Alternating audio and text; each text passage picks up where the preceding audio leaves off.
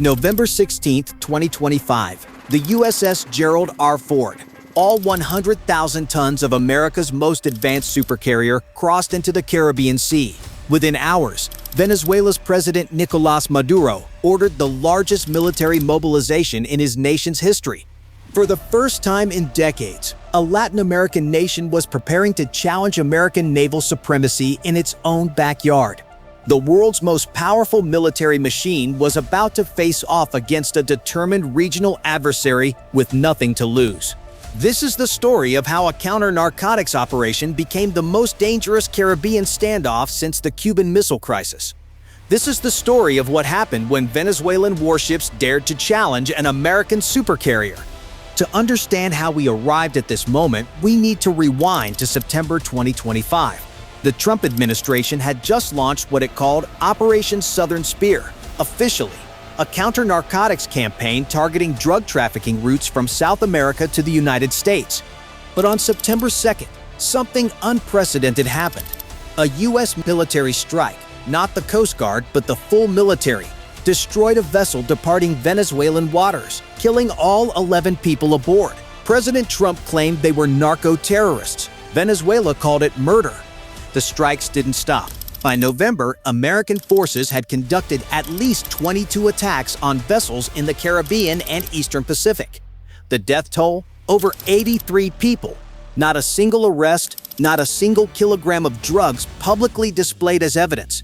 Then came the incident that changed everything. September 5, 2025, two Venezuelan F-16 Fighting Falcons, American-made jets, ironically sold to Venezuela in the 1980s, screamed over the USS Jason Dunham, an Arleigh Burke-class destroyer in international waters.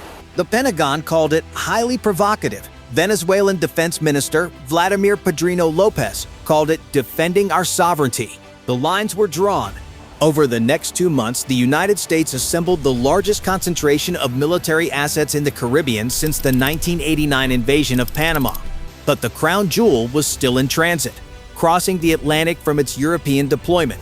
The USS Gerald R. Ford, CVN-78, the lead ship of America's newest carrier class, nearly 1,100 feet long, displacement of 100,000 tons, carrying 75 of the world's most advanced fighter aircraft, cost $13 billion. And it was coming to Venezuela's doorstep.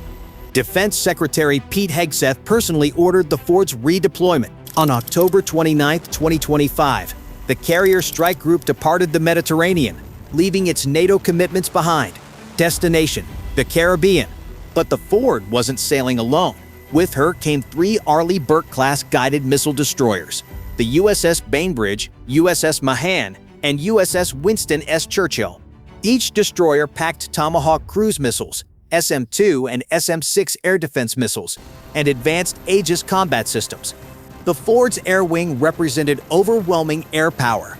4 squadrons of FA-18E off Super Hornets, the Navy's premier strike fighters, a squadron of EA-18G Growlers for electronic warfare and radar suppression, E-2D Advanced Hawkeyes for airborne early warning and command, and MH-60R Seahawks for anti-submarine warfare. But this was just the tip of the spear. Already in theater, the USS Iwo Jima Amphibious Ready Group, with 2,200 Marines from the 22nd Marine Expeditionary Unit, the guided missile cruisers USS Lake Erie and USS Gettysburg, each carrying up to 122 vertical launch cells loaded with missiles, 3 more Arleigh Burke destroyers, a nuclear-powered attack submarine, likely a Virginia or Los Angeles-class boat, though the Navy won't confirm. Puerto Rico had become the operational hub. 10 F-35A Lightning II stealth fighters deployed to reactivated Cold War-era bases. At least 3 MQ-9 Reaper drones for persistent surveillance. P-8 Poseidon maritime patrol aircraft conducting round-the-clock reconnaissance. Roughly 5,000 personnel manning the installations. The numbers were staggering. More than 15,000 U.S. military personnel, over a dozen major warships, hundreds of aircraft, all concentrated in an area roughly 500 miles from Caracas. The international community watched nervously. Russia and China issued stern warnings.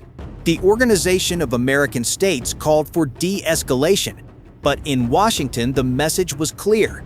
On November 16th, as the Ford entered Caribbean waters, Secretary of State Marco Rubio announced that Cartel de los Soles, which he claimed was run by Maduro himself, would be designated a foreign terrorist organization, effective November 24th. This wasn't just diplomatic theater.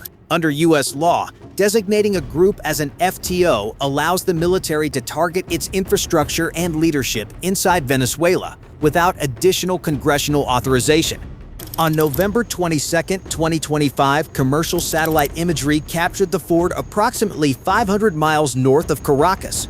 The positioning was deliberate, close enough to strike, far enough to remain outside Venezuela's engagement envelope. Almost. President Maduro didn't blink. On November 11th, even before the Ford's arrival, he ordered a massive mobilization of all Venezuelan military forces under Independence Plan 200. Ground forces, air units, naval assets, riverine units, coastal missile batteries, everything was placed on maximum operational readiness. It was the largest Venezuelan military activation since the failed 2002 coup attempt. But Maduro went further. The Bolivarian militia, a parallel military force of armed civilians loyal to the government, began mass mobilizations. Estimates suggest up to 3 million militia members received weapons and rudimentary training. On paper, Venezuela's armed forces total approximately 123,000 active personnel. The Army, 63,000. The National Guard, 23,000.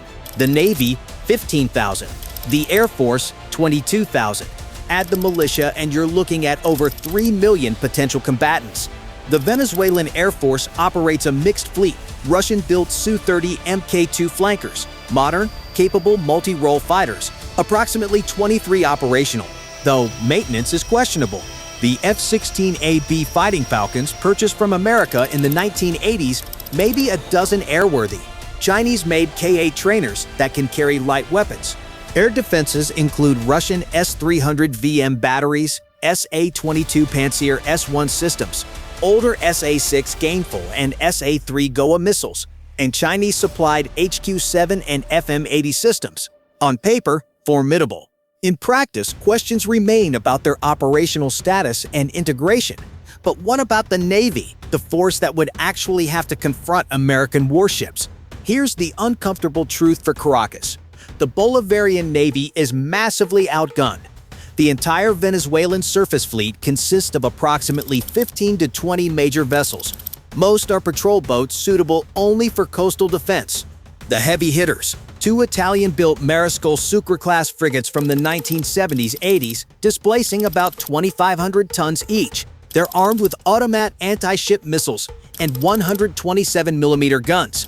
But due to sanctions and economic collapse, only one is believed operational, and operational is generous. 3 Guayqueri-class offshore patrol vessels commissioned in 2011 represent Venezuela's most reliable surface combatants.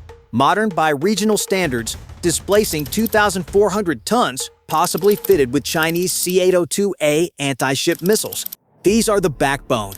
4 Pokop 30-class missile boats, recently acquired from Iran in 2023. Fast attack craft armed with Kosar or Nasr anti-ship missiles, designed for hit-and-run attacks in confined waters.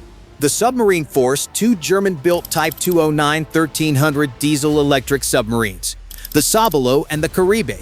On paper, capable. In reality, neither has been confirmed at sea in years. Maintenance, parts, expertise, all victims of sanctions and economic decay.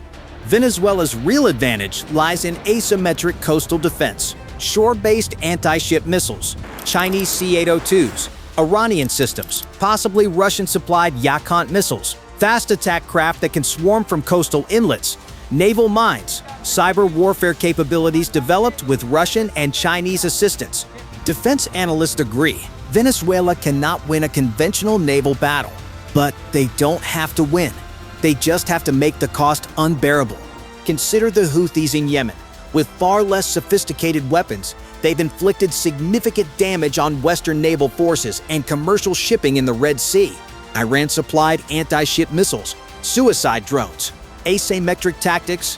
Venezuela has 1,700 miles of Caribbean coastline. Dozens of ports and inlets, oil infrastructure worth hundreds of billions. The potential for asymmetric warfare is enormous. And Maduro was gambling that the United States wasn't willing to risk a $13 billion supercarrier and the 4,500 sailors aboard to find out. By late November 2025, the Caribbean had become the most dangerous flashpoint on Earth. Two nuclear powers, the United States and Russia, Venezuela's primary arms supplier, were engaged in a proxy standoff that could spiral at any moment. The USS Gerald R. Ford maintained a position approximately 500 miles north of Caracas. F-18 Super Hornets flew round-the-clock combat air patrols. E-2D Hawkeyes provided 360-degree surveillance. Every Venezuelan military installation, radar site, and missile battery had been identified, tracked, and targeted. Venezuela conducted continuous military exercises. Exercise Sovereign Caribbean 200 in September. Exercise Cumanagoto 200 shortly after. Coastal patrol vessels running aggressive intercept patterns. Shore-based radars painting American warships. Fighters scrambling to shadow U.S. reconnaissance aircraft. The regional powers scrambled to avoid becoming collateral damage. Trinidad and Tobago, just 10 miles from the Venezuelan coast, placed its defense forces on the highest alert status. Colombia quietly reinforced its border. Brazil urged restraint. At the United Nations, Russia and China demanded an Emergency Security Council meeting. The measure failed, vetoed by the United States. In Moscow, a senior lawmaker claimed Russia had delivered new Pantsir S-1 and Buk M2E air defense systems to Venezuela. Unconfirmed but plausible. Inside the Trump administration, debate raged. Some officials advocated for immediate strikes on Venezuelan cocaine processing facilities and cartel infrastructure. Others warned of mission creep. Iraq and Afghanistan all over again. Legal advisors struggled to craft justification for attacks on sovereign Venezuelan territory. On the streets of Caracas, opinions were divided. Some Venezuelans saw the American presence as liberation, a chance to finally remove Maduro. Others rallied behind the flag, viewing it as imperialism. "We will die with our boots on," one supporter told CNN. Aboard the Ford, sailors and aviators prepared for what might come. Mission briefs identified specific targets. Strike packages were loaded. Rules of engagement were clarified and reclarified. Everyone understood. The next move could determine whether they'd be going home or making history. The incidents multiplied. Venezuelan fast attack boats approaching dangerously close to American destroyers before veering away. USP-8 Poseidons accidentally violating Venezuelan airspace claims. A Seahawk helicopter forced to take evasive maneuvers when Venezuelan coastal radars locked on. Each incident was a spark hovering over dry tinder. Military analysts ran the scenarios. If Venezuela attempted to strike the Ford with shore-based missiles, they'd face a layered defense. Destroyer-based SM-6 missiles with 200-plus mile range, carrier-based Super Hornets ready to intercept, EA-18G Growlers jamming fire control radars, and potentially cyber attacks disabling launch systems before missiles ever flew. But one lucky shot, one malfunction in the American defense network, one Venezuelan missile crew getting through. The political and symbolic impact would be catastrophic. No American aircraft carrier has been sunk since World War II. Behind the scenes, unexpected diplomacy. On November 17th, Trump confirmed he'd spoken with Maduro by phone, the first direct communication in years. Trump wouldn't reveal details, but sources suggested Maduro offered a deal. Access to Venezuela's massive oil reserves, 300 billion barrels, the world's largest in exchange for standing down. It was tempting. Venezuela's oil could reshape global energy markets, but accepting would mean abandoning the opposition, legitimizing Maduro, and appearing weak. Trump shelved the offer but kept talking. The deadline approached November 24th, 2025, the day Cartel de los Soles would officially be designated a foreign terrorist organization. The day military strikes on Venezuelan soil would become legally authorized under U.S. law. The day everything could change. Let's be brutally honest about the military matchup. In a conventional confrontation, Venezuela has virtually zero chance of damaging the USS Gerald R. Ford, much less sinking it. The Thord Carrier Strike Group represents the pinnacle of naval power projection. The carrier itself is protected by 3 Arleigh Burke destroyers, each with Aegis combat systems capable of tracking and engaging hundreds of targets simultaneously. They carry SM-2, SM-3, and SM-6 missiles with ranges exceeding 200 miles.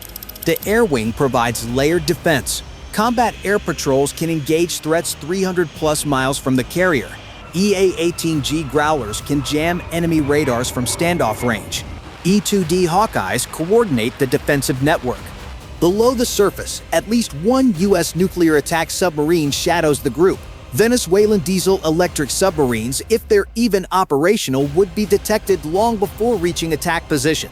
American sonar technology, refined over decades of Cold War competition, remains generations ahead.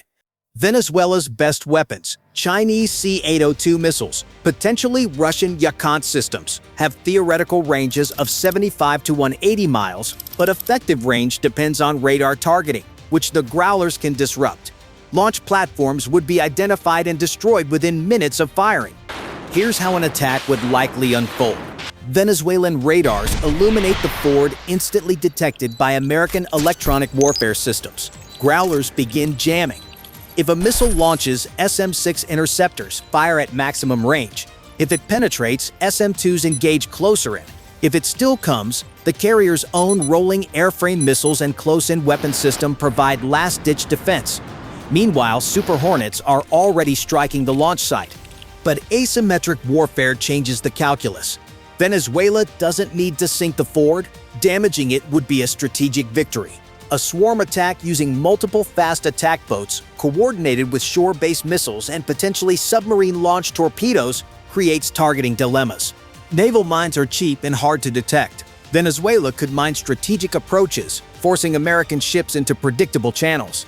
Cyber attacks could target communication networks or GPS systems. Disinformation campaigns could complicate targeting decisions. If this escalates to land operations, Marines hitting beaches to secure ports or capture leadership, the calculus shifts dramatically. Venezuela has 3+ million militia members, many trained in guerrilla warfare. Iraq and Afghanistan demonstrated that superior technology doesn't guarantee victory against determined irregular forces.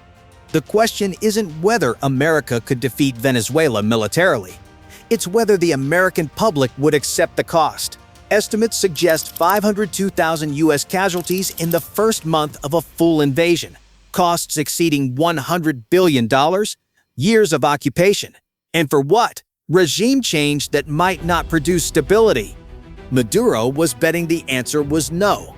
As of late November 2025, the standoff continues. The USS Gerald R. Ford remains in the Caribbean conducting counter-narcotics operations. Venezuelan forces remain on high alert. The crisis has neither escalated nor de-escalated. It's frozen in place. In Washington, bipartisan skepticism is growing. Lawmakers are demanding answers about the legal basis for the vessel strikes. Reports of a second strike on survivors in the September 2nd incident have sparked outrage. The administration insists every action was lawful. Critics call it extrajudicial killing. Internationally, the operation has damaged American credibility. European allies are quietly distancing themselves. Latin American nations view it as neo-imperialism. China and Russia are leveraging it for propaganda. Even close partners like Colombia are urging restraint. Economically, the uncertainty is causing volatility. Oil prices have spiked on fears of disruption to Venezuelan production. Shipping companies are rerouting around the Caribbean. The regional economy is suffering. Inside Venezuela, the situation grows more desperate. Economic sanctions combined with military pressure are crushing ordinary citizens. Food shortages worsen. Medicine is scarce. Electricity is unreliable. The very people the intervention ostensibly aims to help are suffering most. Military experts warn that this level of tension is unsustainable. Every day increases the likelihood of miscalculation. A Venezuelan commander misinterpreting American intentions. An American pilot making a split-second error. A technical malfunction triggering automated defenses. History is full of conflicts that began with misunderstandings. The Gulf of Tonkin, nearly World War III during the Cuban Missile Crisis. The downing of Iran Air Flight 655 by USS Vincennes. When tensions are this high, anything can spark disaster. Back-channel negotiations continue. Maduro wants recognition and sanctions relief. Trump wants the opposition empowered and access to oil. Both sides want to avoid war, but neither can appear weak. The diplomatic challenge is finding an exit ramp that both can take. 3 paths forward seem most likely. First, continued standoff followed by gradual de-escalation as Trump moves on to other priorities. Second, a negotiated settlement trading sanctions relief for political reforms. Third, an incident accidental or intentional that forces military action. Which path we take may be determined in the next few weeks. The Ford can't remain on station indefinitely. Venezuelan forces can't maintain maximum alert forever. Something has to give. The Caribbean crisis of 2025 reveals something crucial about modern warfare. It's not about who has the bigger guns. It's about who's willing to use them and at what cost. The United States possesses overwhelming military superiority. The Ford Carrier Strike Group alone represents more combat power than most nations' entire armed forces. American technology, training, and doctrine are unmatched. But Venezuela has something else: determination born of desperation, a willingness to employ asymmetric tactics, and the knowledge that America's post-9/11 wars have left the public skeptical of military interventions. This crisis also marks a broader shift. For decades, the Caribbean was America's backyard, uncontested. Now, with Russian arms, Chinese investment, and growing regional resentment of U.S. interference, that era may be ending. The confrontation between the Ford and Venezuela's ragtag navy symbolizes a larger question facing American power. Can high-tech military supremacy overcome determined resistance? Can aircraft carriers coerce nations in the age of asymmetric warfare? As the Ford continues its patrol, these questions remain unanswered. What we know for certain is this: the most powerful weapons system on Earth is engaged in a standoff with an adversary that, on paper, it should dominate completely. And yet, the outcome remains uncertain. Because in the end, military power isn't just about what you can destroy, it's about what you're willing to risk. And in the Caribbean, both sides are still calculating that risk.